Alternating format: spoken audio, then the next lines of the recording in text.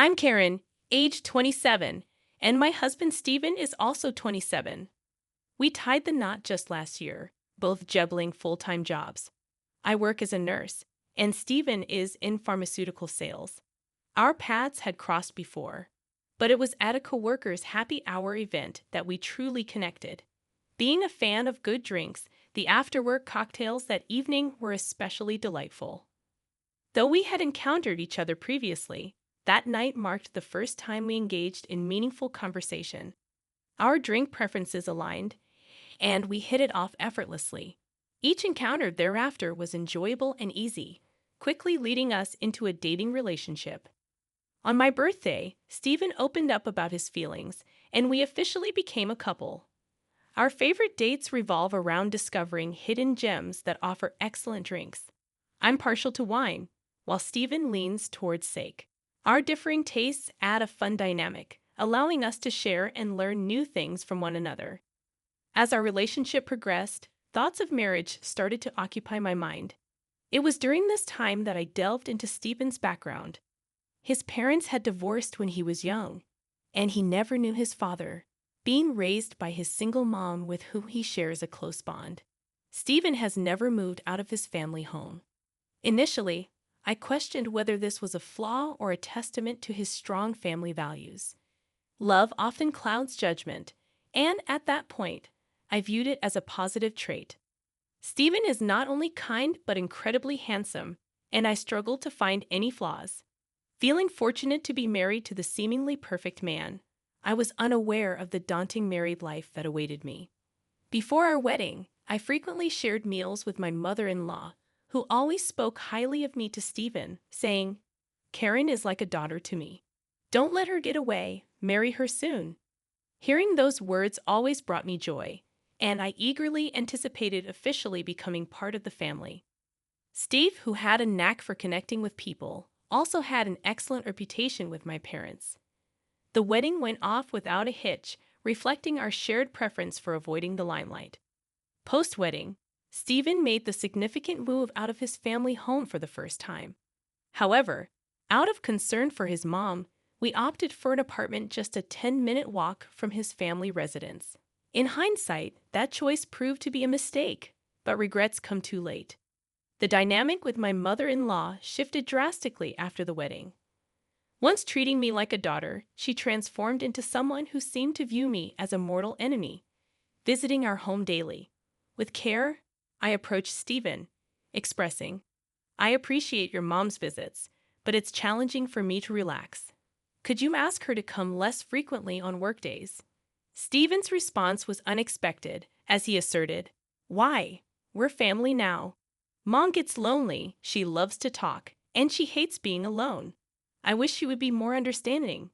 This is my home too, and I can't convey something I don't believe. If you have something to say it yourself. I won't." It was a surprising turn, and Stephen's refusal to consider my perspective left me taken aback. From that day forward, any mention of his mother made Stephen moody, prompting me to withhold my thoughts to avoid further arguments. My mother-in-law took advantage of the situation, and before I realized it, Stephen had given her a spare key. One day, I returned home to find my mother-in-law cooking in our kitchen without permission.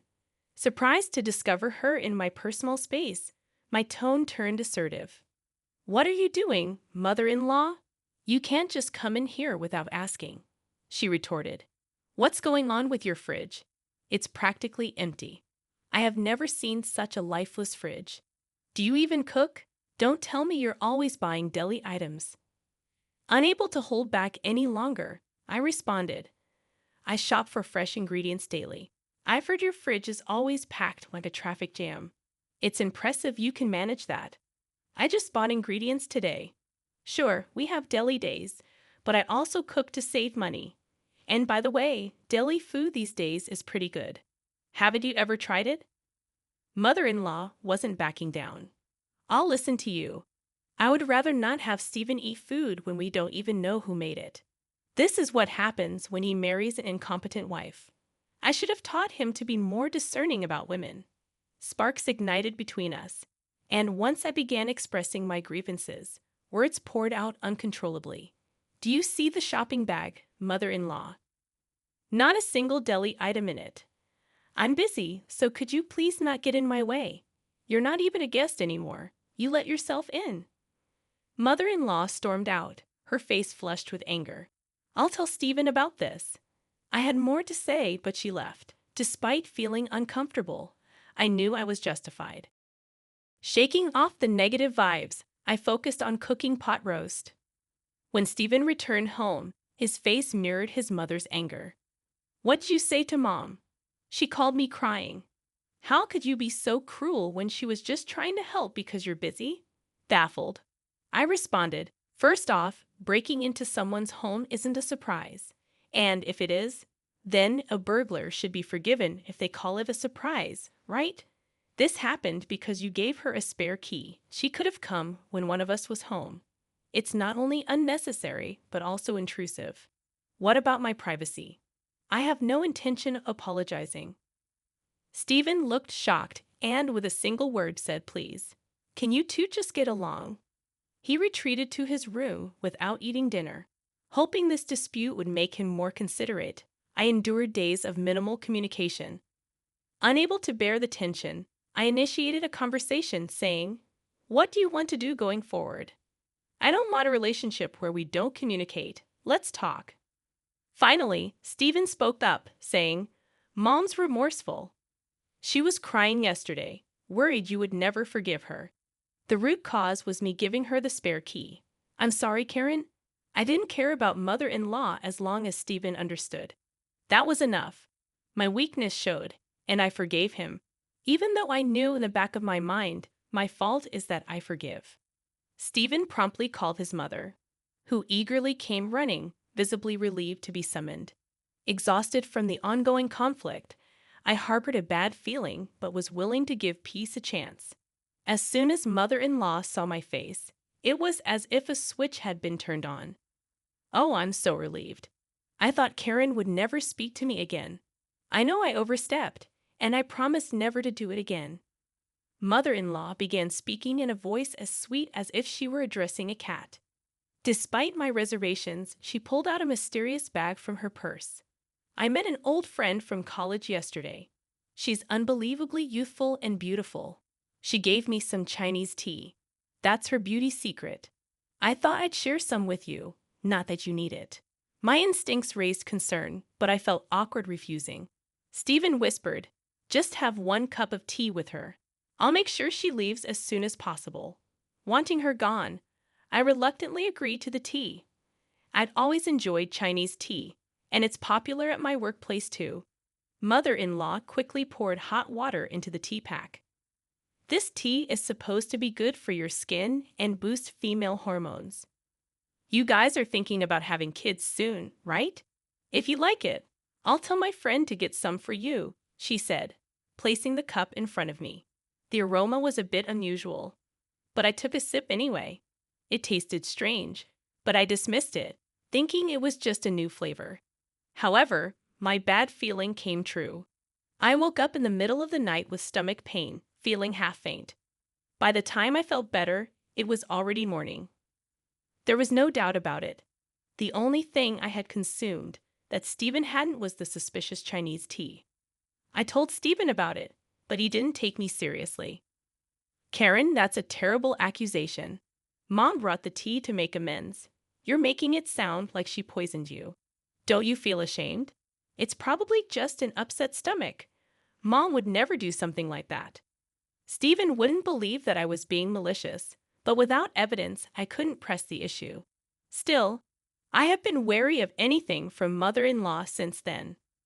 Just before Stephen's birthday, mother-in-law called, Karen, I'm cooking for Stephen's birthday. Say you can come or not, it's up to you.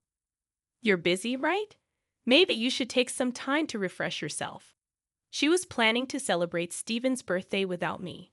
I hadn't dared to eat anything from her since that day, and homemade food was out of the question. But I was planning to spend Stephen's birthday together, so I felt upset. I thought we would spend his birthday together since we are newlyweds. I assume you have celebrated with him every year until now, so from now on it's my turn. Before I could complete my sentence, She abruptly interrupted me. Regardless, I insist on Stephen returning home. Karen, your presence is optional. We can defer the celebration of your birthday to next month, all right? I left the decision in Steph's hands. That nickname of hers. Steph responded, "Did you catch that? You have the freedom to do whatever you please on that day." Without hesitation, he favored his mother-in-law over me, and my patience was wearing thin. On Stephen's birthday, his enthusiasm was contagious, but it left me feeling queasy. My affection for him began to dwindle. He relished celebrating exclusively with his mom, transforming into more of a mama's boy. Their dining outings became more frequent. I'm occupied with work and can't dwell on this all the time. A month flew by, and it was my birthday. Traditionally, we celebrated at our favorite restaurant. I assumed this year would follow suit, but Stephen surprised me. Mom wants to join in the celebration. She'd be happiest if the two of you could get along. I was taken aback, frozen in shock. Stephen, still exuberant, remained oblivious. I expressed, "I wanted to celebrate with just you, Stephen. We spent your birthday together, so let's do the same for mine." Stephen, for some inexplicable reason, interpreted it as politeness. No need to hold back. Mom offered, so it's fine. He just couldn't grasp it. With no other option, I had to be resolute. No offense to mother-in-law, but I want to spend my birthday exclusively with you. I'd like to go to our special restaurant. Suddenly, Stephen erupted in anger. "Don't reject Mom's kindness. You're heartless. Haven't you realized she didn't invite you to my birthday? Just comply with my wishes. It's already a hassle." I was done arguing. And then came my birthday. Instead of the anticipated restaurant outing, we were at home, with mother-in-law in tow. Neither of them seemed attuned to my subdued mood. My frustration escalated as I observed them enjoying themselves in the kitchen. Then the lights dimmed, and the cake made its entrance. Despite my anger, the cake provided a brief respite before I blew out the candles. Mother-in-law excitedly announced a special gift for my birthday celebration. I splurged on a $5,000 bottle of wine. "Let's uncork it right away." The packaging appeared worn, and the cork crumbled at the touch. "Is this what they call vintage?" She pondered aloud, pouring a generous amount into my glass. Even in the subdued lighting, it was evident that the wine had an unsettling cloudiness. Recollections of the Chinese tea mishap flooded my mind as I cautiously took a small sip. "What is this?" I immediately spat it out, prompting me to turn on the lights. In the kitchen sink, I inverted the bottle of mother-in-law's supposedly extravagant $5,000 wine, watching as it flowed down the drain. Stephen swiftly seized the bottle from my hands, scolding me, "You're being awful." Apologized to Mom. "What do you think you're doing?" The anger etched on Stephen's face was unmistakable.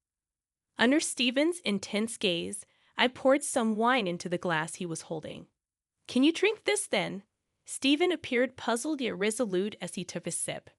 At that precise moment, mother-in-law urgently shouted, "Stephen, don't drink it." Unfortunately, it was too late. He immediately spat it out, exclaiming, "What on earth is this?" Mother-in-law, shocked, took the wine away from Stephen. He questioned Mom, "Where did you get this wine? We need to file a complaint. This is fraud. It's spoiled." Mother-in-law, looking guilty, admitted, "That wine was just sitting in the back of our kitchen. It's 50 years old. I heard on TV that it gains $1,000 in value every year.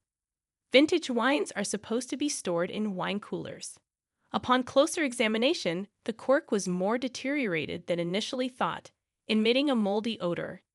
Even Stephen couldn't conceal his surprise. What bothered me was mother-in-law's insistence. "Don't drink it." I suspect she knew it was spoiled, but she would never admit it. I couldn't find it in me to forgive mother-in-law for her actions. "Could you please leave? I can't control my emotions. Just go," I implored. Yet even as I spoke, mother-in-law continued to offer excuses to Stephen. I felt invisible, but even she, visibly uncomfortable, hurriedly departed. Once she was gone, Stephen surprised me with his response. "Mom doesn't drink. so she wouldn't have known. Thankfully, we didn't offer it to anyone else. Despite everything, Stephen defended mother-in-law as if it were an innocent mistake. In that moment, my feelings for him cooled. My determination against Stephen solidified as he defended mother-in-law despite her actions against me. I had ignored his excessive attachment to his mother for too long. I want a divorce, I declared, presenting Stephen with divorce papers I had kept just in case. He was rendered speechless, questioning my decision. Ask yourself, do you comprehend how much I've endured? I've reached my breaking point. Then, to compound matters, he offered a profound apology without prompting, stating, I won't repeat it. You've won. He proceeded to confess to multiple affairs, revealing 4 different women. Though I had harbored suspicions of infidelity, learning the truth left me shocked. There was no longer any doubt. I was determined to divorce him. Engaging a private investigator seemed unnecessary. Evidence of his affairs was abundant. During our conversation, he foolishly remarked, "You'll regret divorcing someone as great as me." Stephen's words only fueled my disgust at myself for ever loving him. Multiple affairs and his attachment to his mother provided ample grounds for divorce. To streamline the process, I resolved to hire a lawyer, regardless of the cost. Initially resistant to the divorce, Stephen eventually relented, likely recognizing the gravity of his mistakes. He returned to his doting mother, and later it surfaced that his affair was with a coworker, leading to his demotion. Unable to distance himself from his mother, Stephen ultimately resigned from his job. Despite his ongoing job hunt, word of his workplace indiscretions had spread rapidly, hindering his prospects in the same field. Persistently tethered to his mother, he settled for part-time work. Given his arrogant and unreliable demeanor, it seems unlikely that he will maintain the job for an extended period. While I rely on his steady employment to receive alimony, the payments are currently consistent, so I'll count that as a win. I discovered that mother-in-law, who had presented herself as superior, was in fact a hoarder. Stephen's family home turned out to be a literal dump, explaining their reluctance to have me over. As the stench became a bother to neighbors, police intervention became necessary. The mere thought of consuming wine from that house still turns my stomach. Let Stephen live in his squalid environment and work his sporadic part-time jobs with his beloved mother-in-law for all I care. Though I've returned to my previous life, I find happiness in the absence of torment. No longer will Stephen disrupt my workplace, providing a welcome relief. In hindsight, Stephen possessed good looks but little else. The fact that he complies with alimony payments is a silver lining, I suppose. The breakup taught me a valuable lesson. Love is, indeed, blind. This time, I'm putting romance on hold to focus on my career. I've learned my lesson and am determined to prioritize my professional pursuits.